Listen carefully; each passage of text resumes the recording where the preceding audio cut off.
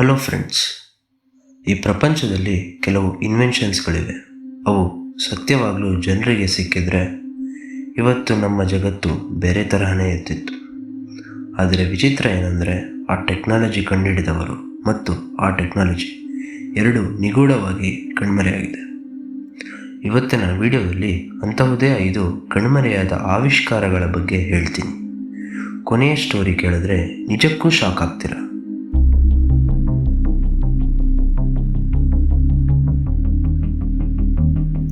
ನಮಸ್ಕಾರ, ಇದು ಟೆಕ್ ಸೂತ್ರ ಕನ್ನಡ.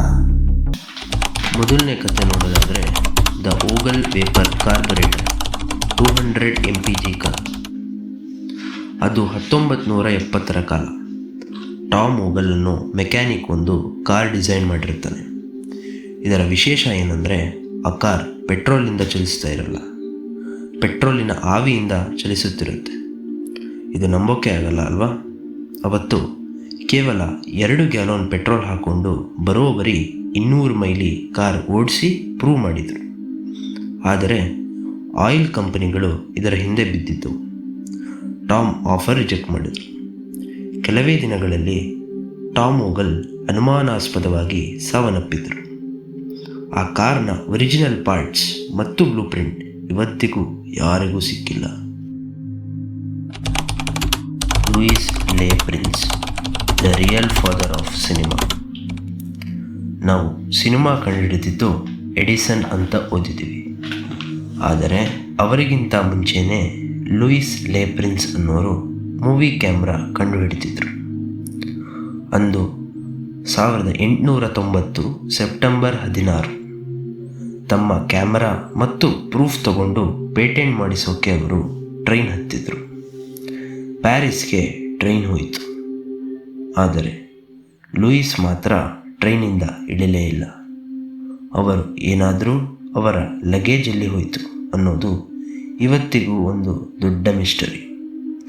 ಅವರು ಕಣ್ಮರೆಯಾದ ಮೇಲೆ ಎಡಿಸನ್ಗೆ ಆ ಕ್ರೆಡಿಟ್ ಸಿಕ್ತು. Rudolf diesel, the vanished engineer. ನಮ್ಮ ಕಾರು ಲಾರಿಗಳಲ್ಲಿ ಇರೋ ಡೀಸೆಲ್ ಇಂಜಿನ್ ಕಂಡುಹಿಡಿದಿದ್ದು ಇವರೇ.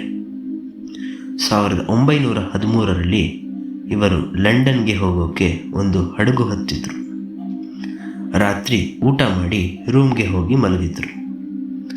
ಆದರೆ ಬೆಳಗ್ಗೆ ಎದ್ದು ನೋಡಿದರೆ ರೂಮ್ನಲ್ಲಿ ಅವರು ಇರಲೇ ಇಲ್ಲ. ಬೆಡ್ ಮೇಲೆ ಯಾರೂ ಮಲಗಿರಲಿಲ್ಲ. ಕೆಲವು ದಿನಗಳ ನಂತರ ಸಮುದ್ರದಲ್ಲಿ ಅವರ ಬಾಡಿ ಸಿಕ್ತು. ಆದರೆ ಅವರು ಬರೆದಿಟ್ಟಿದ್ದ ಫ್ಯೂಚರ್ ಇಂಜಿನ್ ಡಿಸೈನ್ ಮತ್ತು ಪೇಪರ್ಸ್ ಮಾತ್ರ ಆ ಹಡಗಿನಿಂದ ಮಾಯವಾಗಿತ್ತು. ಅದು ಎಲ್ಲಿ ಹೋಯಿತು ಅನ್ನೋದು ಇವತ್ತಿಗೂ ಒಂದು ರಹಸ್ಯವಾಗಿ ಉಳಿದು ಬಿಟ್ಟಿದೆ.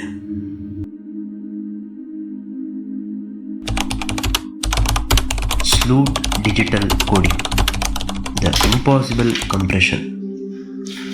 ಇದು ಕಂಪ್ಯೂಟರ್ ಫೀಲ್ಡ್ನಲ್ಲೇ ದೊಡ್ಡ ಮಿಸ್ಟರಿ.